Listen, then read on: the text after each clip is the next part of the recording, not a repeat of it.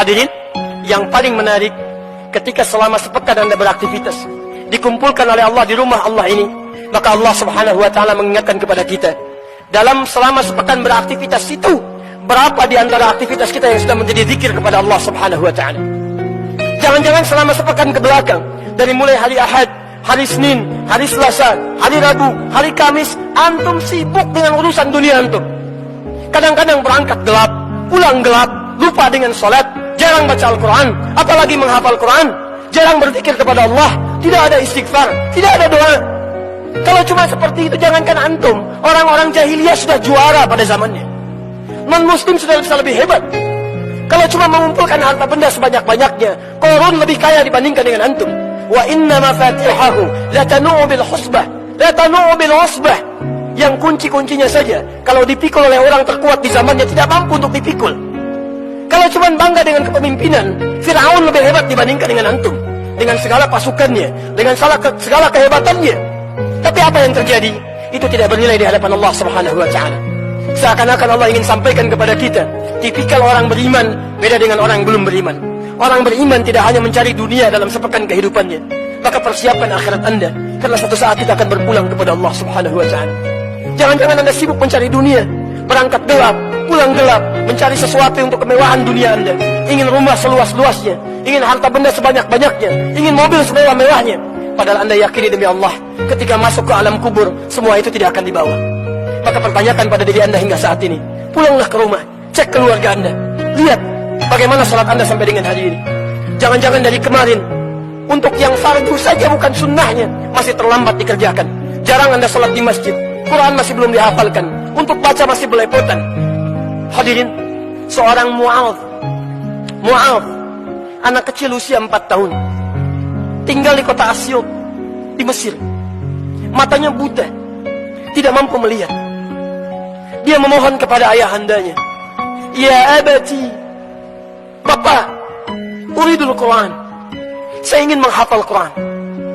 Maka difasilitasi oleh ayahandanya, menempuh jarak 20 km dengan kendaraan motor yang sangat sederhana. Masya Allah. Kemudian diajak dia, singkatnya, menemui syekhnya. Dalam perjalanan, Masya Allah, ya, diatur oleh ayahandanya. Setiap di jalan Mu'adh bacakan Qurannya, ayahnya menyimaknya. Begitu demikian sampai dengan kemudian Mu'adh hafal Quran. Mu'adh hafal Quran. Anaknya yang buta hafal Quran, ayahnya mengantar tidak hafal Quran.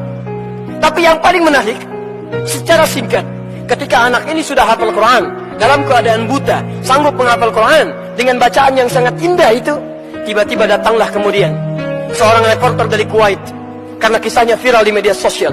Datang seorang reporter dari Kuwait, mewawancara anak kecil ini. Kemudian dia berkata, perhatikan kalimatnya, "Ya Syekh Mu'adh, ya Syekh Mu'adh, jika Anda diperkenankan oleh Allah untuk berdoa saat ini, kemudian doa Anda akan dikabulkan oleh Allah, kira-kira apa yang akan dimintakan oleh Anda kepada Allah Subhanahu wa Ta'ala?"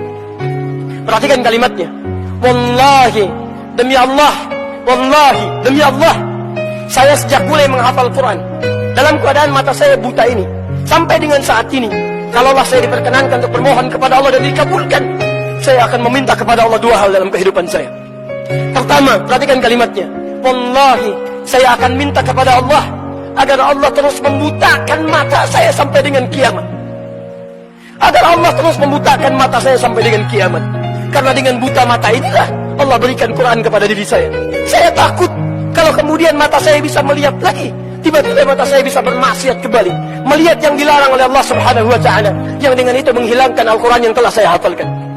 Anak 4 tahun, matanya buta, tidak bisa melihat. Dia menghafalkan Quran untuk menjaga dirinya supaya tidak berbuat maksiat dalam kehidupannya. Anda diberikan 40 tahun, 50 tahun, mata bisa melihat. Apa yang akan Anda gunakan dengan mata yang bisa melihat itu? Jangan-jangan sampai hari ini hanya Anda bisa mengumpulkan maksiat saja. Jangankan menghafal Quran, membaca Al-Quran pun masih belum baik dalam bacaan kita. Kalau dengan usia yang diberikan sampai saat ini, Anda belum menyiapkan bekal ibadah juga, dengan cara apa lagi Allah bisa menambah usia Anda?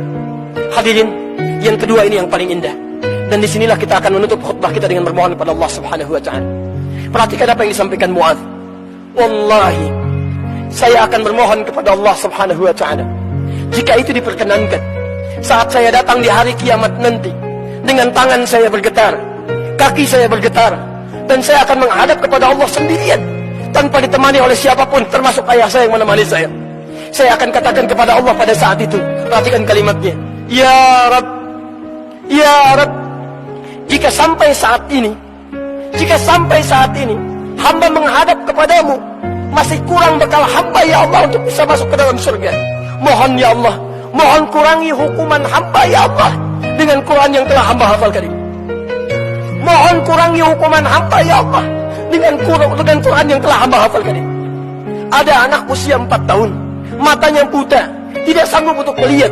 Dia masih memikirkan bekal untuk kembali kepada Allah Subhanahu wa taala dengan menghafalkan isi Al-Quran. Anda diberikan 40 tahun, 50 tahun, 60 tahun, matanya sehat, fisiknya kuat. Bila sampai hari ini saja belum sanggup untuk sekadar membaca Al-Quran, butuh berapa lama lagi waktu yang dibutuhkan oleh Anda untuk kembali kepada Allah Subhanahu wa taala, mendapatkan kebaikan-kebaikan.